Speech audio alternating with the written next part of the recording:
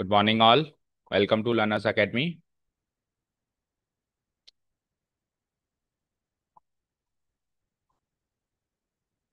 Okay, so yesterday we completed chapter number 4, including the analysis class. Fine. Uh, hmm. तो अब तक हमने क्या क्या कर लिया? Let's discuss this and then we will cover continue with our session. तो चैप्टर नंबर 1 to 4 हमने कर लिया, राइट? चैप्टर नंबर 1 to 4 जो हमने किया है, that is the part and parcel of chapter number 1. जो था वो आपका एक तरीके से रियल नंबर्स या नंबर सिस्टम का ही part and part, functions, relations and functions. Chapter number 2, inverse trigonometry हमने कवर करी, जो कि हमने सीखा कि इनवर्स ट्रिग्नोमेट्री है तो सही लेकिन आगे भी काम आएगी. मतलब वहां के लिए ऐसा नहीं है कि ट्रिग्नोमेट्री अब आएगी नहीं, आगे इस वाले पोर्शन में भी आएगी. फिर चैप्टर 3 and 4 जो रिसेंटली कवर किया है, वो किसका पार्ट एंड पार्सल है? अलजेब्रा का. किसका? अलजेब्रा का. अब ऐसा नहीं कि अलजेब्रा खत्म हो गया, अलजेब्रा का एक चैप्टर और बचता है, चैप्टर 12, लीनियर प्रोग्रामिंग प्रॉब्लम, जो सेकंड बुक में आएगा. तो ये अभी पेंडिंग है ना, फिर अलजेब्रा खत्म होगा. तो अभी अपन चैप्टर नंबर 5 पे आ गए हैं. तो यहां से हमारा कैलकुलस पोर्शन शुरू होता है. क्या शुरू होता है? कैलकुलस. अब इसके अंदर कौन कौन से चैप्टर्स हैं, कहाँ तक ये है, वो देख लो. तो चैप्टर नंबर, कैलकुलस में आ जाओ, चैप्टर नंबर 5 स्टार्ट कर ही रहे हैं आज. 6, 7, 8 एंड 9, ये 5 चैप्टर्स बिल्कुल एक ही कंटिन्यूटी में हमको कवर करने हैं. यानी कैलकुलस में एक बार अब अपन एंटर हो रहे हैं ना, तो बाहर ये चैप्टर पूरा, मतलब कैलकुलस पूरा करके ही बाहर आना है यहाँ से, कुछ पेंडिंग नहीं छोड़ना. ठीक है, क्योंकि ये एक साथ ही पढ़ेंगे तो ही अच्छे से समझ भी आएगा और अच्छे से अंडरस्टैंडिंग भी होगी. और ये सबसे ज्यादा टाइम कंज्यूम, मतलब सबसे बड़ा पोर्शन है आपका. लाइक 80 मार्क्स के पेपर में 44 या 45 मार्क्स का तो यही आता है. ठीक है. ओके. चैप्टर नंबर 5 अभी हम पढ़ ही रहे हैं, continuity and differentiability. Chapter number 6, इसका एप्लीकेशंस हो जाएगा. शॉर्ट में बात करें तो इसमें डिफरेंशिएशन करेंगे, शॉर्ट शॉर्ट में बात करते हैं. फिर अभी चैप्टर की डिटेल में भी जाएंगे. इसमें एप्लीकेशंस ऑफ डिफरेंशिएशन या एप्लीकेशंस ऑफ डिफरेंशिएबिलिटी के बारे में बात करेंगे. Of differentiation. ठीक है. 7 चैप्टर में डिफरेंशिएशन का उल्टा प्रोसेस हो जाएगा, इंटीग्रेशन. और 8th में उसके एप्लीकेशंस आ जाएंगे, एप्लीकेशंस ऑफ इंटीग्रल्स या applications of integration. And chapter number 9 is differential equation. उसमें हमने जो डिफरेंशिएशन और इंटीग्रेशन पढ़ा है, इन दोनों को कंबाइन करके कुछ इक्वेशंस बनती है जिनको बोलते हैं डिफरेंशियल इक्वेशंस. ठीक है. डिफरेंशिएशन एंड इंटीग्रेशन का कॉम्बो पैक आएगा, डिफरेंशियल इक्वेशंस. ठीक है. ओके. अब कैलकुलस ब्रांच जो है, एक डिफरेंट ब्रांच ऑफ मैथमेटिक्स है कैलकुलस.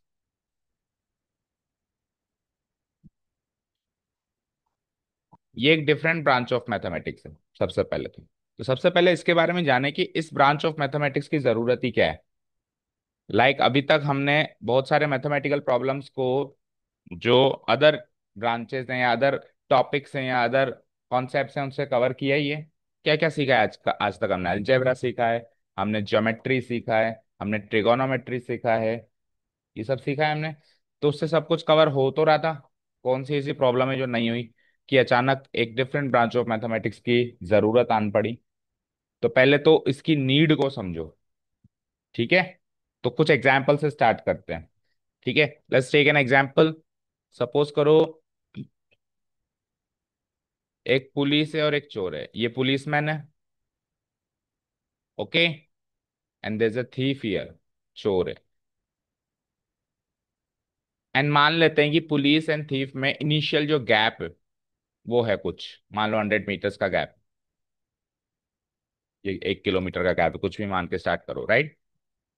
तो पुलिस ने थीफ की तरफ देखा, थीफ ने पुलिस की तरफ देखा, दोनों ने एक दूसरे की तरफ देखा. और देखते ही क्या किया? थीफ ने भागना शुरू किया. किस और भागेगा वो बताओ? पुलिस की तरफ तो भागेगा नहीं, बेवकूफ तो है नहीं। तो थीफ ने इस और भागना शुरू किया। पुलिस किस तरफ भागेगी? वो भी उसके पीछे ही भागेगी, सेम डायरेक्शन में भागेगी। अब पुलिस और चोर की जो है चल रही है जुगलबंदी, चोर पुलिस चल रहा है, भाग रहे हैं एक दूसरे के पीछे, है ना। पुलिस जो है थीफ के पीछे भाग रही। अब कुछ अजम्पशन सोचो जरा, है ना। दो अजम्पशंस करवाते हैं इसी एग्जांपल से। सपोज करो मैंने आपको कहा कि ये जो पुलिस है और ये जो थीफ है, ऑब्वियसली स्पीड किसकी ज्यादा होगी?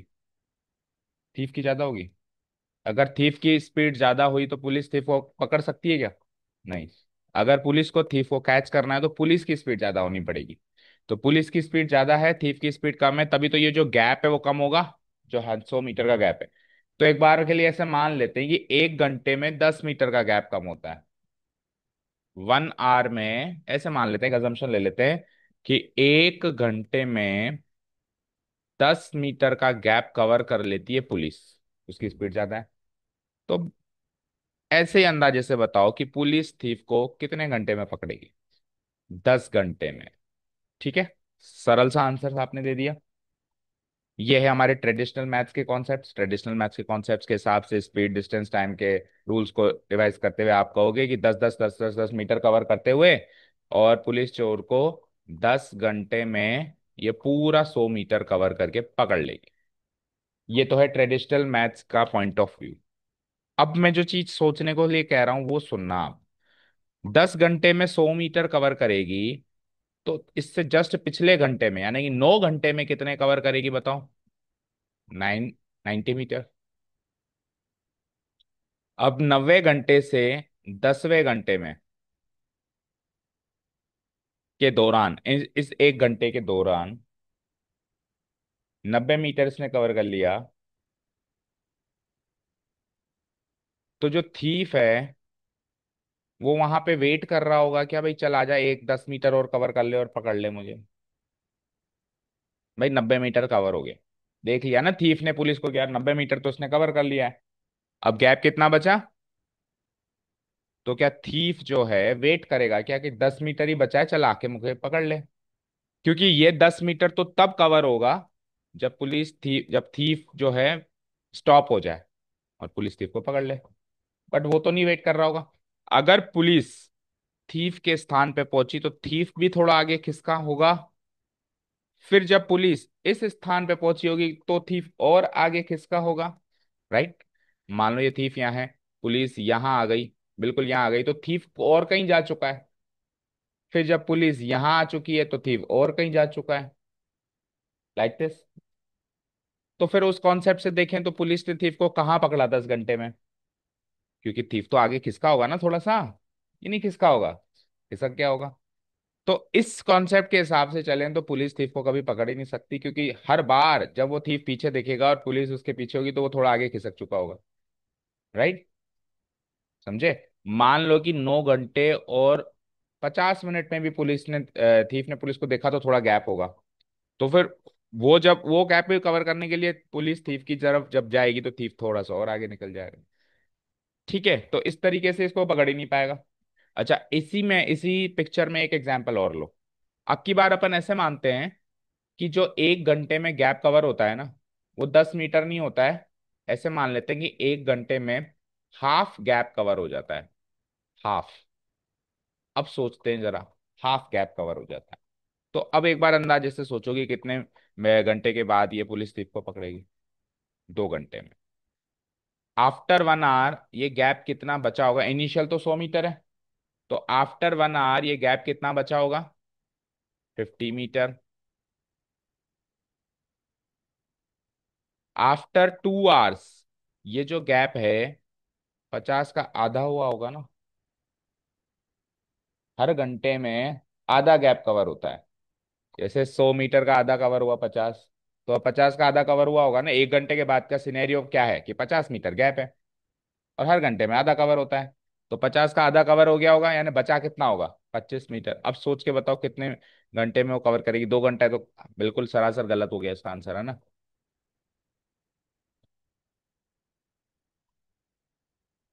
अंदाजे से बता दो, 6 घंटे, 7 घंटे, 10 घंटे, जो क्या लग रहा है? 7 घंटे, चलो 7 घंटे में चेक करते हैं। 3 घंटे में जो है कितना हुआ, 25 का आधा करो, 12.5 मीटर। 4 घंटे में, फिर 5 घंटे में, फिर 6 घंटे में, फिर 7 घंटे में, राइट। तो 4 घंटे में कितना बचा होगा, 12.5 का आधा करना, 6.25 का फिर आधा करना, और 3.125 का और आधा करें तो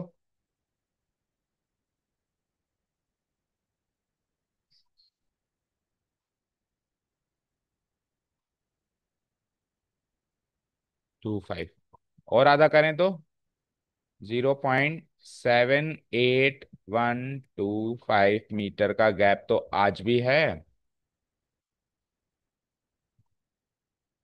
7 घंटे में तो जीरो हो जाना चाहिए ना भाई। जीरो होगा जब तो उसको पकड़ पाएगी। जीरो हुआ क्या, दैट मीन्स अभी भी पुलिस चोर को नहीं पकड़ पाई, तो अभी भी गैप है। अब सोचो कितने घंटे के बाद पकड़ेगी। इसका भी आधा करो, फिर उसका भी आधा करो, फिर उसका भी आधा करो। तो बेटा किसी भी पॉजिटिव नंबर को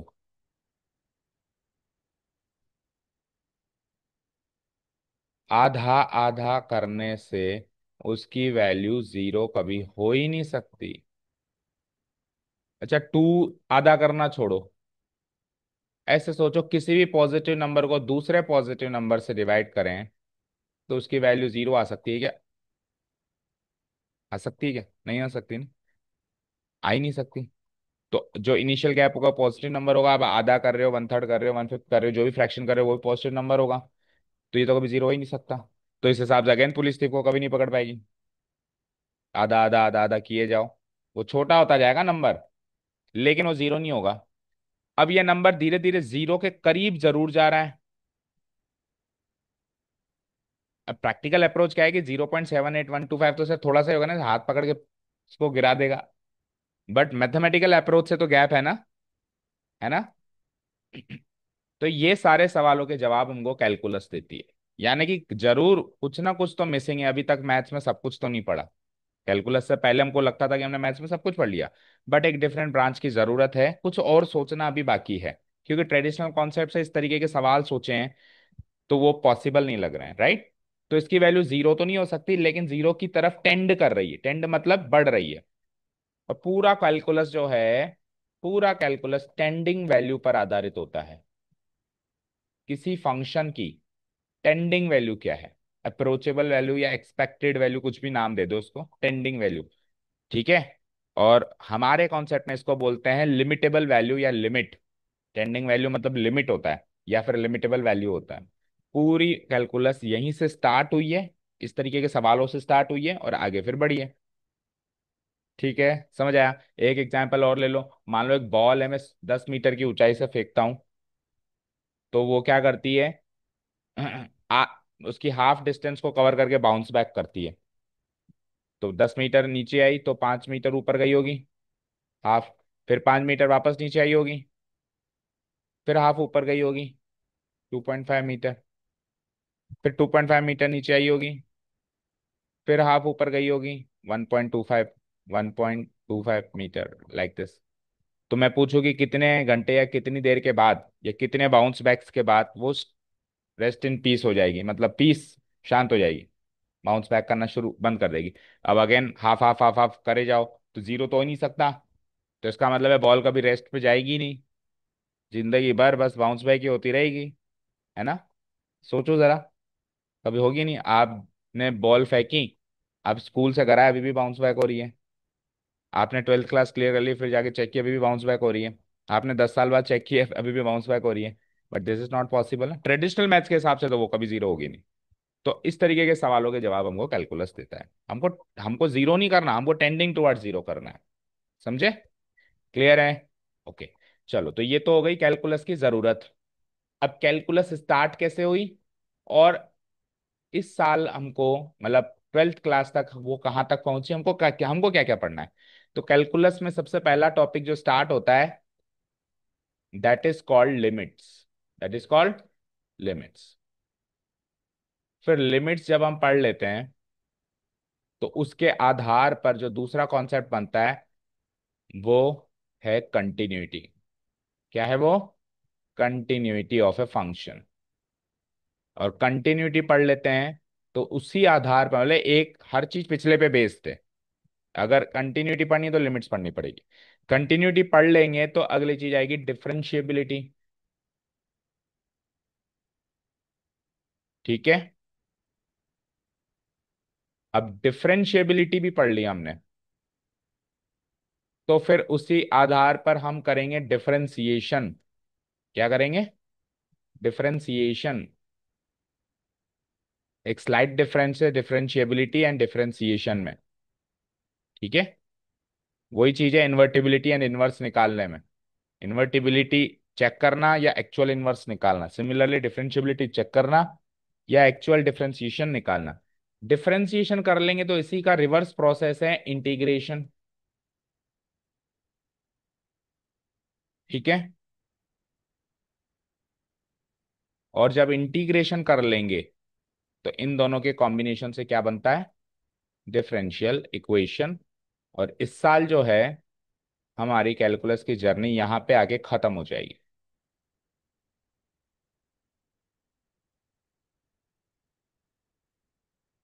हर चीज पिछले चीज पे बेस्ड है, हर चीज। ओके। हाँ, इसी जर्नी के बीच में ही हम एप्लीकेशंस भी पढ़ेंगे इन दोनों के डिफरेंशिएशन के, मतलब डिफरेंशिएशन से इंटीग्रेशन पे जाने से पहले ही हम इसके एप्लीकेशंस भी पढ़ लेंगे। एंड सिमिलरली इंटीग्रेशंस से और डिफरेंशियल इक्वेशन जाने के बीच में ही हम इसके एप्लीकेशन। अब एप्लीकेशन तो एक डिफरेंट अप्रोच है कि इसके कुछ एप्लीकेशंस भी हैं, बट कैलकुलस की जर्नी देखें तो कुछ इस तरीके से चलती है।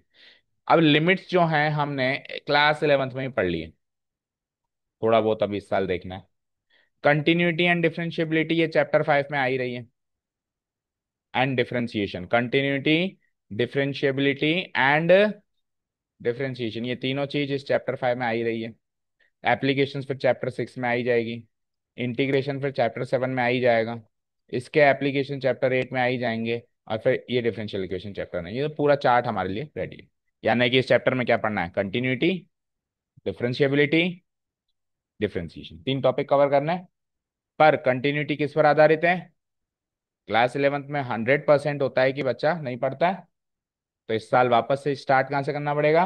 लिमिट्स। या फिर यूं कहें, क्लास अगर आपने पढ़ा भी है तो एक बार रिवीजन करना पड़ेगा कि लिमिट्स क्या चीज़ है। क्लास 11th की ये टॉपिक है लिमिट्स, उसको रिवाइज करके फिर हम चाहेंगे कंटिन्यू। ओके, कर दूं उसको डिलीट। अब बात करते हैं लिमिट्स। तो लिमिट्स जैसा कि अभी मैंने कहा, क्या मतलब होता है? Tending value. टेंडिंग वैल्यू, किसी फंक्शन की टेंडिंग वैल्यू को लिमिट्स या लिमिटेबल वैल्यू बोलते हैं।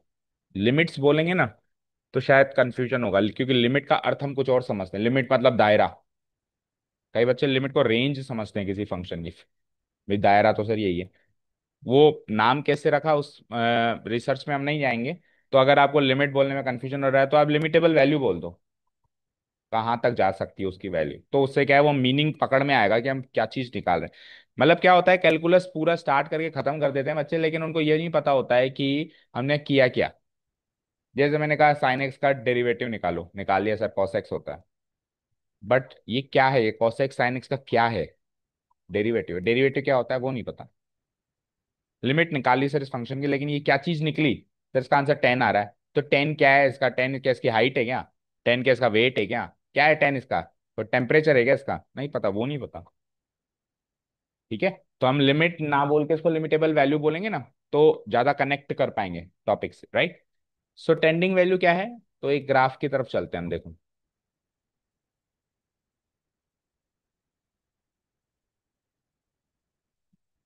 ये हमारे पास एक ग्राफ है, देख पा रहे हो? अब लिमिट्स पढ़ने के लिए हमको कुछ ऐसे फंक्शंस उठाने पड़ेंगे जिसमें डेफिनेशन जो होती है, फंक्शन की जो डेफिनेशन होती है वो एक से ज्यादा हो। हालांकि सिंगल डेफिनेशन में भी लिमिट्स निकाली जाती है, बट वो ज्यादा सोचना कंफ्यूजिंग होगा फर्स्ट अटेम्प्ट में, है ना। तो सबसे पहले अपन जो दो या तीन फंक्शन डेफिनेशंस के जो फंक्शन होते हैं उसको उठाते हैं। तो सपोज करो मैंने कहा F x equal to 2x, 3x, और 10। तीन डेफिनेशन है इसकी। 2x तो इसकी डेफिनेशन है when x is less than 2। अब जब भी डेफिनेशन चेंज होती है ना, कि किसी एक पॉइंट को लेके चेंज होती है, भाई 2 से लेफ्ट में, 2 से राइट में, किसी भी तरीके से डेफिनेशन चेंज कर सकता है। ये ले लो आप 2 से राइट साइड में, राइट साइड हमेशा पॉजिटिव साइड होगी और लेफ्ट साइड हमेशा नेगेटिव साइड होगी। और ये ले लो एग्जैक्टली 2 पे। तो ये एक फंक्शन दिखाई दे रहा है आपको। इसका ग्राफ बनाने की कोशिश करते हैं, मैंने जानबूझ के सरल सा फंक्शन लिया, बना सकते हैं इसका ग्राफ। तो 2 के लेफ्ट से स्टार्ट करते हैं। 2 के लेफ्ट में कोई पॉइंट ले लेता हूँ, लेट से मैंने ले लिया -3 या -4, लेट से स्टार्ट कर दूं क्योंकि जो जितना ग्राफ मुझे दिख पा रहा है ना। तो -4 पे इस फंक्शन की वैल्यू बोलो। अच्छा ये तो पता है ना कि F x equal to Y होता है, मतलब वाई एक्सिस पे अपन फंक्शन की वैल्यू लेंगे, एफ एक्स लेंगे। तो 2 के लेफ्ट में मैंने ले लिया -4। तो -4 2 के लेफ्ट में ये डेफिनेशन कैरी आउट होती है। तो 2x में x की वैल्यू -4 रखी तो -8। तो यानी -4 पे -8 वैल्यू मिली, तो कौन सा पॉइंट मार्क हो गया, ये वाला हो गया। ठीक है, नेक्स्ट आ जाओ। -4 के बाद -3 पे क्या वैल्यू मिलेगी, -6। आगे बोलो। फिर -2 पे क्या मिलेगी, -2 पे -4, ये वाला पॉइंट मिलेगा। फिर आगे आ जाओ, -1 पे -2, -1 पे -2, ये वाला पॉइंट मार्क होगा। अब कहाँ आ गए, 0 पे, 0 पे क्या मिलेगी, 0 यानी ओरिजिन मिल गया। आपको कि सर बन तो रहा है मेरा ग्राफ, देखो। ठीक है, उसके बाद आ जाओ 0 से बड़ा 1 पे 2। ठीक है, अब अगर इसी सीक्वेंस को फॉलो करें तो आप कहोगे कि ये ग्राफ मेरा ऐसे बन रहा है कुछ, राइट, ऐसे बन रहा है। तो अगर इसी सीक्वेंस को फॉलो करें तो 2 पे क्या वैल्यू मिलनी चाहिए थी, ओ, तो क्या 2 पे उसकी वैल्यू 4 है क्या, तो फिर ये 4 क्या है, इसकी टेंडिंग वैल्यू है। समझे, मतलब किसी एक पर्टिकुलर सीक्वेंस को फॉलो करते हुए, ट्रेंड को फॉलो करते हुए जो वैल्यू मिलनी चाहिए थी, उसी को लिमिटेबल वैल्यू, लिमिट या टेंडिंग वैल्यू कहते हैं। अब इस पूरी बात को लिखे कैसे, ये 4 कैसे लिखें, क्या एफ एक्स इक्वल टू 4 लिख दें, नहीं, एफ एक्स इक्वल टू 4 तो नहीं लिख सकते, एफ एक्स तो 10 है, 10 2 पे तो इसको क्या लिखें। तो इसको हम ऐसे लिखते हैं, ये शायद हमने 11th उसमें पढ़ा है, limit, LIM limit, x tending towards 2, x 2 की तरफ बढ़ रहा है, तो फंक्शन, या फिर वाई भी लिख सकता हूं मैं इसकी तरफ, वाई किस ओर बढ़ रहा है, तो वो किसकी तरफ बढ़ रहा है, 4 की तरफ बढ़ रहा है। अभी भी थोड़ा सा गलत है, क्योंकि जब आप 2 की तरफ बढ़ रहे हो तो दो तरफ से बढ़ सकते हो, positive side and negative side. तो आप नेगेटिव साइड से बढ़ रहे हो तो आपको यहाँ पे एक माइनस का साइन लगाना पड़ेगा। अच्छा सर पॉजिटिव साइड से बढ़े तो पॉजिटिव साइड से बढ़ के देख लो, बताओ, एक्स की वैल्यू पॉजिटिव साइड ले लो, 4 ले लो, 4 पे एक्स की वैल्यू बताओ। 4 3 12 नंबर उसमें है ही नहीं हमारे पास, ठीक है, अंदाजे से लगा देते हैं, यहाँ पे आएगा ना। ठीक है, आगे बोलो। 3 पे बोलो, अब 2 की तरफ पॉजिटिव साइड से बढ़ रहे हैं, 9, 3 पे तो 9 ये रही।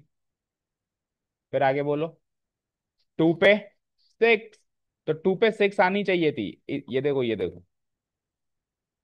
2 पे क्या आनी चाहिए थी बोलो, 6 आनी चाहिए थी।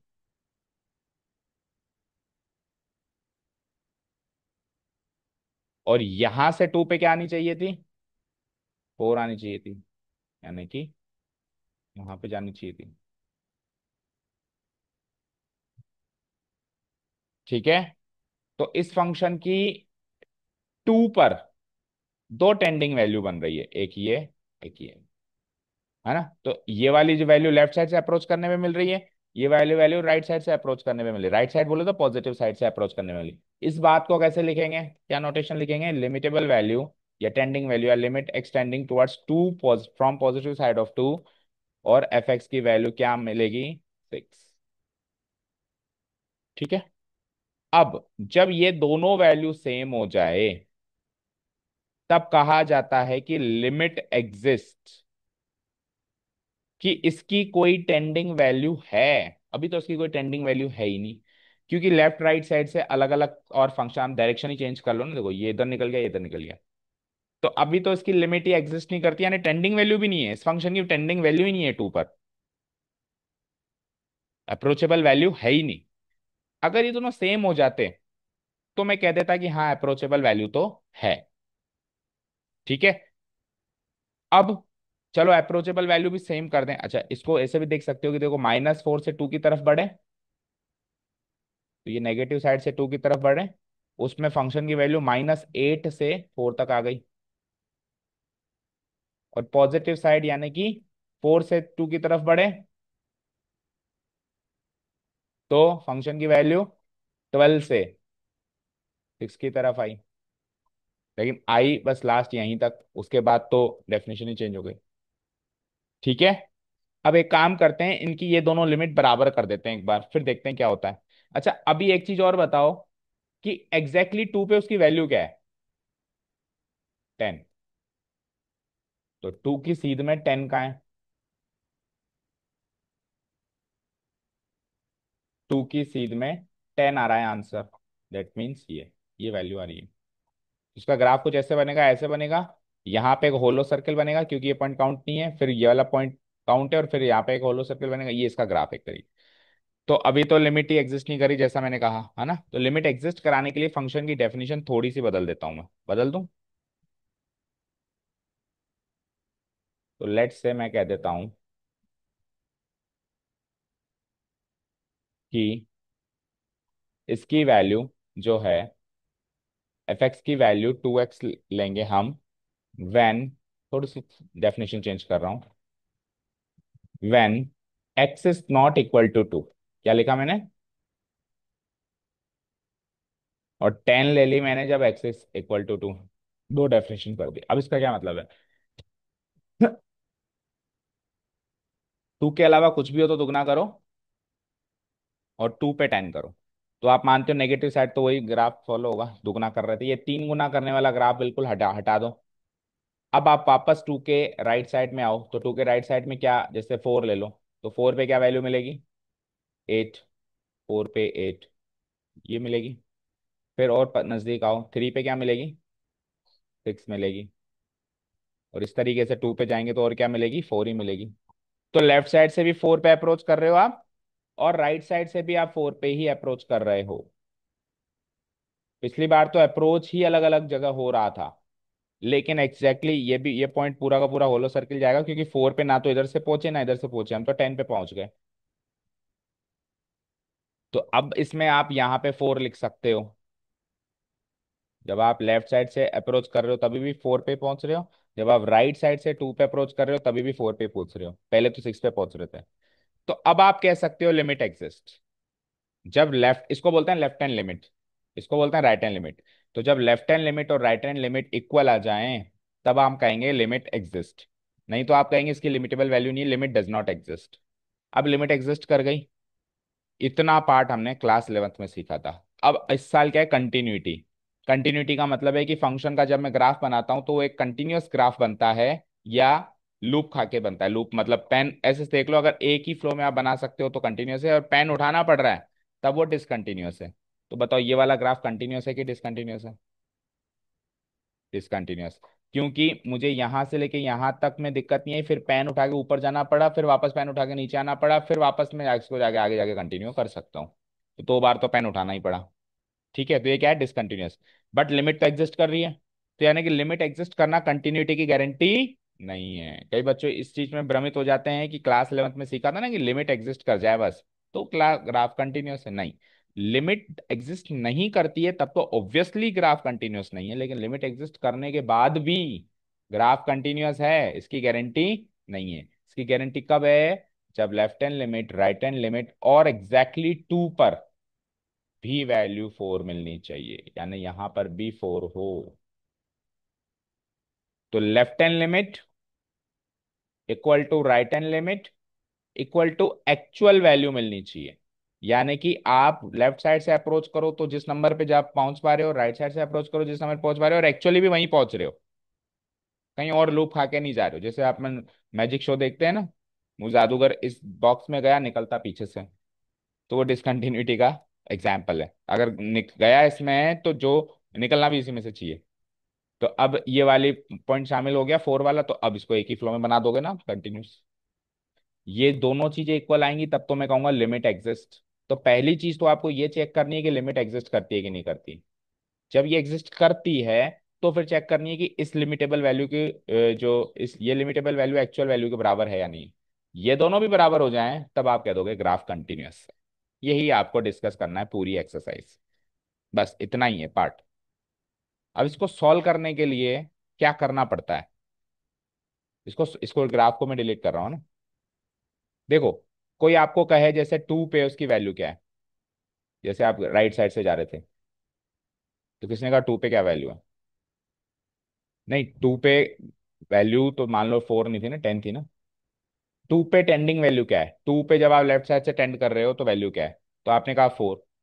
तो सपोज करो आपको नहीं पता चला, ये तो दुगना करने का फंक्शन था, लेकिन इतना इजी फंक्शन ना हो तो डिफिकल्ट फंक्शन हो।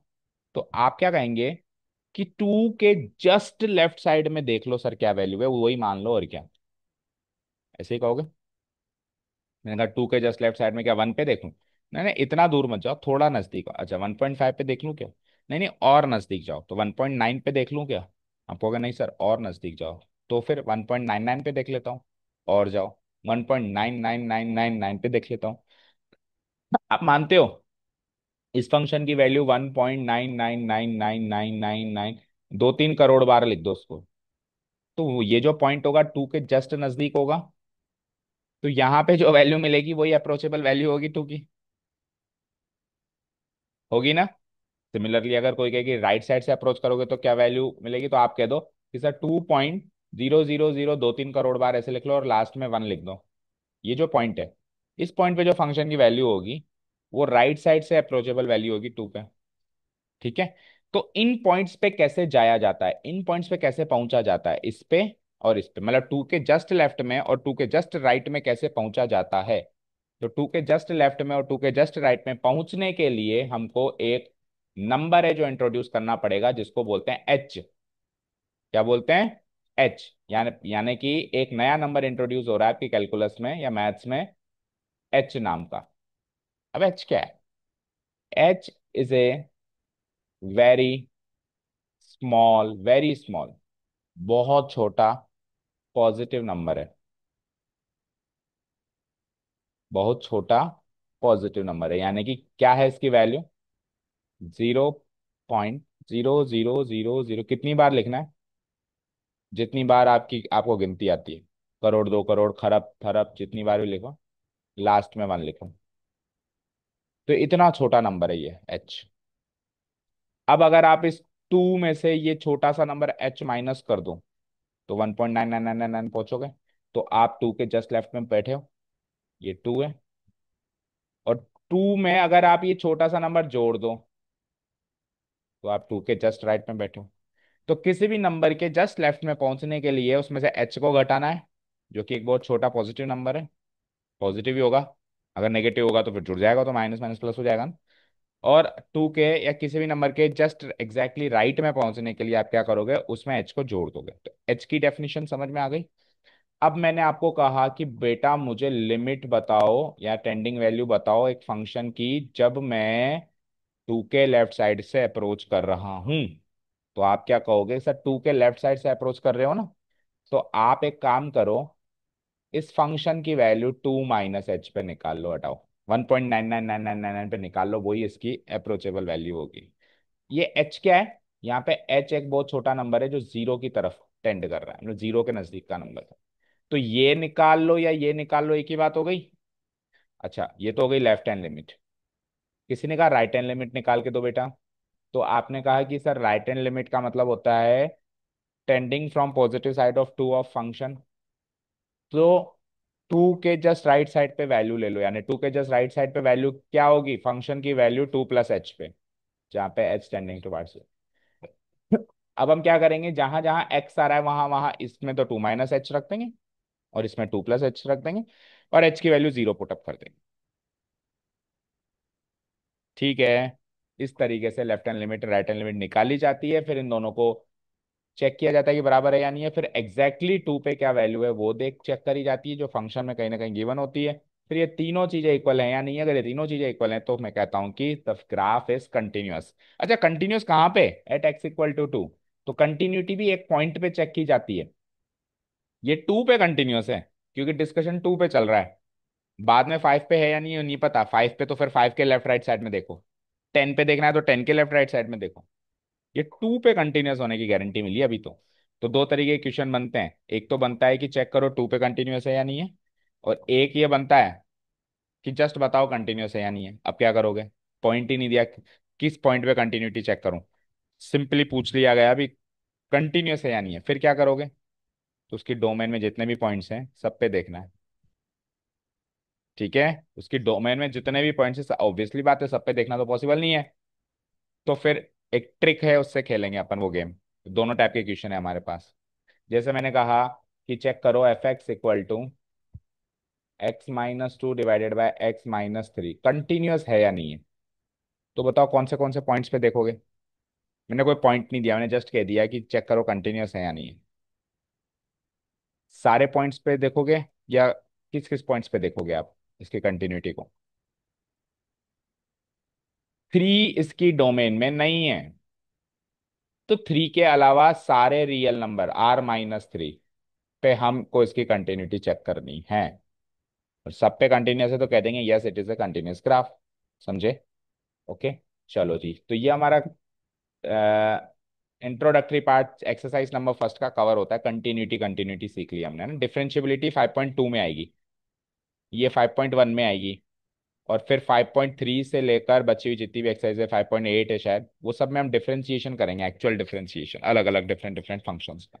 बीच में ये दो तरीके के फंक्शंस में इंट्रोड्यूस होंगे, यहाँ पे एक्सपोनेंशियल फंक्शन है, लॉगरिथमिक फंक्शन, वो फिफ्थ एक्सरसाइज या फोर्थ एक्सरसाइज में इंट्रोड्यूस हो जाएंगे। ठीक है, क्योंकि उसकी जरूरत आगे पड़ेगी तो उसको इंट्रोड्यूस करना जरूरी है इस चैप्टर में। ठीक है, तो चलो अब नोट सेक्शन पे चलते हैं।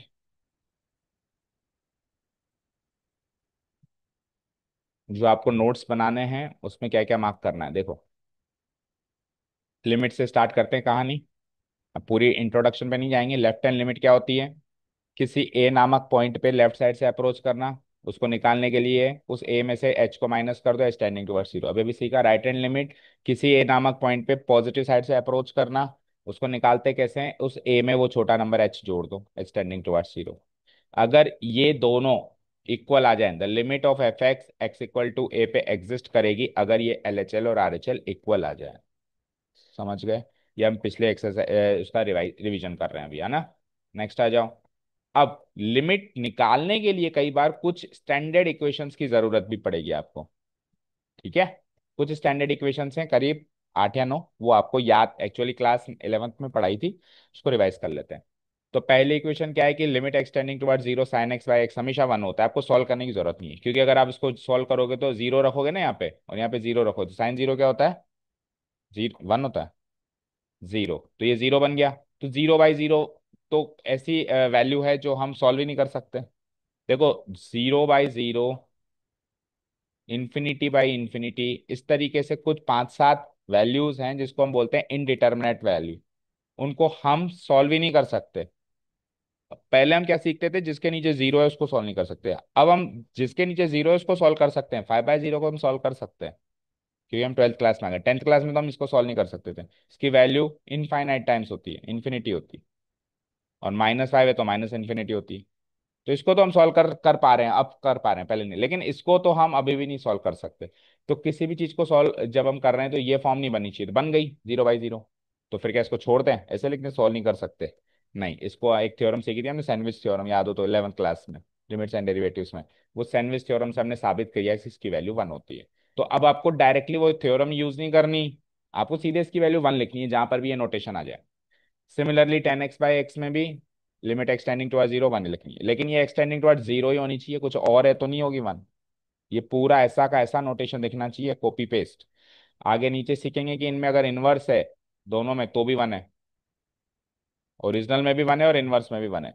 ठीक है, फिर आ जाओ कुछ एक्सपोनेंशियल एंड लॉगरिथमिक फंक्शंस के लिमिट इक्वेशंस हैं। अभी आप एक्सपोनेंशियल और लॉगरिथमिक फंक्शन को इतना ज्यादा जानते नहीं हो, लेकिन याद तो कर लो, क्योंकि लिमिट इक्वेशन सारी एक साथ ही लिखी हुई हो तो बढ़िया है।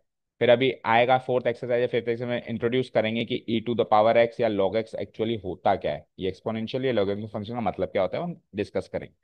ठीक है। तो अभी के लिए याद करने के लिए e to the power x minus one divided by x limitable value x tending towards zero भी वन होगी। ठीक है। अब इसी में इस थर्ड से ये फिफ्थ बनी है एक्चुअली, ई की जगह ए ले लिया ना, नहीं सॉरी, फिफ्थ से थर्ड बनी है, उल्टा बोल दिया, फिफ्थ से क्या बनी है, थर्ड बनी है। इसमें क्या है, ए की जगह ई ले लिया, तो ए की जगह ई लेंगे तो बताओ क्या बनेगा, लॉग ए की जगह ई, और इसको बोलते हैं to the base e, log a to the base e, ये log e to the base e. अब बेस और जो इनपुट है दोनों सेम हो जाए तो उसकी वैल्यू वन होती है। जैसे log five to the base five one होता है, log four to the base four one होता है, log three to the base three one होता है। तो इसलिए log e to the base e क्या बना, वन। तो इसलिए इसकी वैल्यू डायरेक्ट वन याद कर ली गई, पर ये बनी इससे। ठीक है। लॉगरिथमिक फंक्शन का लिमिट इक्वेशन है log one plus x by x, x tending towards zero one. तो ये जितना जल्दी हो सके याद करो, फिर आगे आओ, बची हुई आ जाओ। ये मैंने बताई दी, इनवर्स में भी वन है, ऊपर ही बता दी। और ये सबसे इंपॉर्टेंट है क्योंकि यहां से हमको डिफरेंशिएशन करने का पहला फॉर्मूला मिलता है। आपको हमने क्लास 11th में बताया होगा, जिससे फाइव एक्स टू द या x to the power five है, इसका डिफरेंशिएशन कैसे करें, इसका डेरिवेटिव कैसे निकालें। फाइव नीचे उतारो और फाइव में से कम करो फोर। तो ये फॉर्मूला देखो, एन नीचे उतारो और पावर जो है एन माइनस वन करो। तो यहां से हमको इसको बोलते हैं फर्स्ट प्रिंसिपल ऑफ कैलकुलस या फर्स्ट प्रिंसिपल ऑफ डिफरेंशिएशन। ठीक है। तो ये भी एक लिमिट इक्वेशन से ही है, देखो हर चीज लिमिट से ही स्टार्ट हुई है। पहले के जमाने में जब कैलकुलस एंटर हुई ना, तो इस x to the power five का डेरिवेटिव ऐसे नहीं करते थे, ऐसे करते थे, इस फॉर्मूला से करते थे। लेकिन धीरे धीरे फिर ये एनालाइज हुआ कि यार इस फॉर्मूला में तो फिर ये छोटे से फंक्शन में बहुत टाइम लग जाता है। तो फिर नया फॉर्मूला इंट्रोड्यूस किया गया, फिर उस नए फॉर्मूले से और नया, फिर और नया, फिर और नया। जैसे साइन एक्स का डेरिवेटिव कॉस एक्स डायरेक्ट याद किया जाता है, लेकिन उस साइन एक्स का डेरिवेटिव कॉस एक्स इसी फॉर्मूला से प्रूव हुआ है। तो ये भी एक लिमिट इक्वेशन है जो आगे के लिए याद रखनी है, भूल नहीं जाना है कि अब हम एडवांस मेथड पे आ गए तो पुराना भूल जाए। ठीक है, क्लियर। क्योंकि इसकी वैल्यू भी जीरो बाई जीरो आएगी अगर मैं ए पुटअप कर दूं, एक्स की जगह ए पुटअप करो जरा, a to the power n minus a to the power n zero, a minus n zero.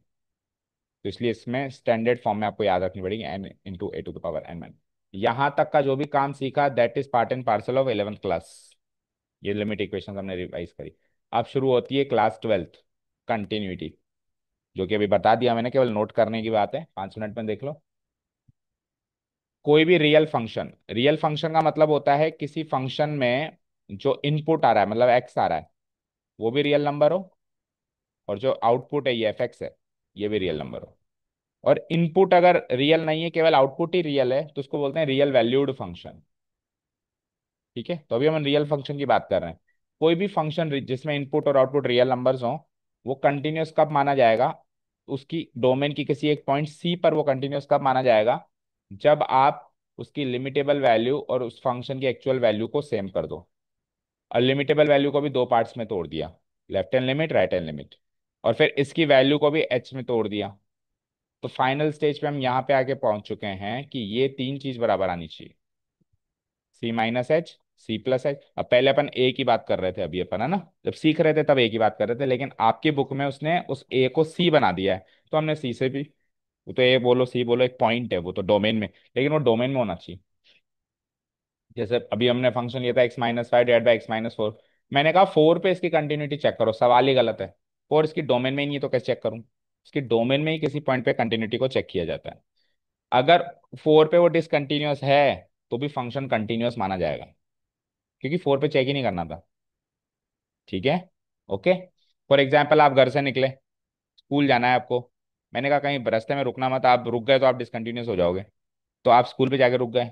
तो मैंने आपसे पूछा कि आप रुके कि नहीं रुके, तुम आपने बोला नहीं रुके। मैंने कहा आप कंटिन्यूअस रहे कि डिस्क, आपने कहा कंटिन्यूअस रहे। मैंने कहा क्यों, स्कूल में जाके रुके ना, तो स्कूल में तो रुकेंगे ही ना। तो सिमिलरली ये फोर पे तो डिसकंटिन्यूअस होगा ही होगा ना, डोमेन में ही नहीं है तो पेन तो उठेगा ही उठेगा। तो इस तर्ज पे इसको डिसकंटिन्यूअस थोड़ा ना कहा जा सकता है, अभी भी ये कंटिन्यूअस ही माना जाएगा। ठीक है।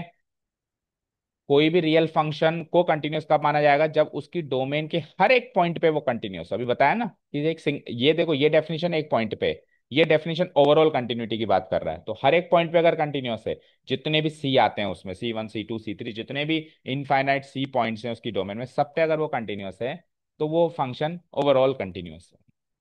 समझ गए? क्लियर? नेक्स्ट आ जाओ। अब कंटिन्यूटी का अलजेब्रा देखो। मतलब मान लो आपसे कह दिया x² माइनस x³ ये कंटिन्यूअस है या नहीं है। तो आप इसको चेक कर लो, आप इसको चेक कर लो, अगर दोनों कंटिन्यूअस है तो ये भी कंटिन्यूअस है। क्या कहता है कि f(x) g(x) दो फंक्शन है, तो वो सी नामक पॉइंट पे तभी कंटिन्यूअस होंगे, और अब वो दोनों कंटिन्यूअस है सी नामक पॉइंट पे। If two real function f(x) g(x) दोनों कंटिन्यूअस है, तो इनको जोड़ दो तो जो फंक्शन बनता है, मान लो h(x) बनता है, जो भी नया फंक्शन बनता है वो भी कंटिन्यूअस माना जाएगा। इनको घटा दो तो भी कंटिन्यूअस माना जाएगा, इनको गुणा कर दो तो भी कंटिन्यूअस माना जाएगा, और इनको डिवाइड कर दो यानी एक रैशनल फंक्शन बना दो तो भी कंटिन्यूअस माना जाएगा। बस इसमें g(x) ≠ 0 पे आप चेक मत करना, बाकी सब पे चेक कर लेना। ठीक है? फॉर एग्जाम्पल, आपको मैंने कह दिया sin x/(x²) को चेक करो कि x = 0 पे कंटिन्यूअस है या नहीं। तो आप अगर इस फंक्शन को चेक नहीं कर, अगर आप डायरेक्टली इस फंक्शन को चेक कर सकते हो तो वेल एंड गुड, आप इसी की लिमिट बना दो, लेफ्ट हैंड लिमिट, लेकिन आपसे नहीं हो पा रहा, डिफिकल्ट जा रही है चीज। तो आप एक काम करो, sin x को अलग चेक कर लो और इसको अलग चेक। पहली बात तो x = 0 पे तो डोमेन में नहीं है, 1 ले लो, है ना। तो इसको भी x = 1 पे आप चेक कर लो, इसको भी आप x = 1 पे चेक कर लो। अगर ये दोनों x = 1 पे कंटिन्यूअस है तो ये ओवरऑल फंक्शन भी x = 1 पे कंटिन्यूअस। ये वो कहती है अलजेब्रा ऑफ कंटिन्यूटी। अलजेब्रा मतलब जोड़ बाकी, है ना, कि दो फंक्शंस अगर कंटिन्यूअस है तो उनका जोड़ बाकी गुणा और भाग चारों कंटिन्यूअस माने जाएंगे। इनफैक्ट इनका कंपोजिट फंक्शन भी कंटिन्यूअस माना जाएगा। ठीक है? अगर दो फंक्शंस कंटिन्यूअस हैं अपनी अपनी डोमेन में, तो उनका कंपोजिशन जो आप बनाओगे, कंपोजिशन बनाया था ना हमने चैप्टर 1 में आज, मतलब इस साल बनाया था तीसरी एक्सरसाइज में, नहीं बनाया था? f(x = x²) है और g(x = गॉफ एंड फॉक क्या था, sin x है। तो इनका कंपोजिशन गॉफ बनाओ जरा, गॉफ ऑफ x क्या बनेगा, sin(x²), या फिर फॉग बनाओ, फॉग ऑफ x, तो वो क्या बनेगा, sin²x, sin x का होल स्क्वायर। तो ये दोनों कंपोजिशन जो इन दोनों फंक्शन से बने हुए हैं ये भी कंटिन्यूअस होंगे अगर ये दोनों कंटिन्यूअस हैं। ठीक है? If f(x) and g(x) are two real valued functions and f(x) is continuous at x = c, g(x) is continuous at x = f(c). अब कंपोजिशन बनाने के लिए इसका इनपुट उसके आउटपुट के बराबर होना चाहिए ना। तो मैंने एज्यूम कर लिया कि जो f(x) है उसका इनपुट है x, तो जो उसका इनपुट होगा वो होगा f(x). तो इसलिए इसको f(c) पे चेक करेंगे, इसको तो c पे चेक करेंगे और इसको f(c) पे चेक करेंगे। अगर ये दोनों अपनी अपने इन पॉइंट्स पे कंटिन्यूअस हैं, तो जो गॉफ बनेगा या फॉक बनेगा, जो भी बनेगा इनके आधार पर, विच एवर इज डिफाइंड, जो भी डिफाइंड है वो भी कंटिन्यूअस होगा एट x = c। ठीक है? क्लियर? कंपोजिशन भी वो होगा, वो कंटिन्यूअस होगा, जोड़ बाकी गुणा भाग तो होगा ही, अलजेब्रा तो कंटिन्यूअस होगा ही होगा, लेकिन कंपोजिशन भी होगा। ऐसे तीन फंक्शंस भी ले सकते हैं, तीन फंक्शन अगर कंटिन्यूअस है तो उन तीनों का जोड़ भी कंटिन्यूअस। समझे? That's it. डिफरेंशियबिलिटी जो है हमारी सेकंड एक्सरसाइज का पार्ट है। तो फर्स्ट एक्सरसाइज तक का इंट्रोडक्शन हमने कर लिया है। ये सारे नोट्स आप बनाओ आज, तो फिर कल हम क्या करेंगे, एक्सरसाइज नंबर 1 स्टार्ट करेंगे। वही काफी लंबी चौड़ी है, एक दो तीन दिन में तो वही होगी भी, है ना। ठीक है? फिर नेक्स्ट पार्ट पे चलेंगे, डिफरेंशियल। चलो, thank you so much for listening to us, have a nice day, keep learning and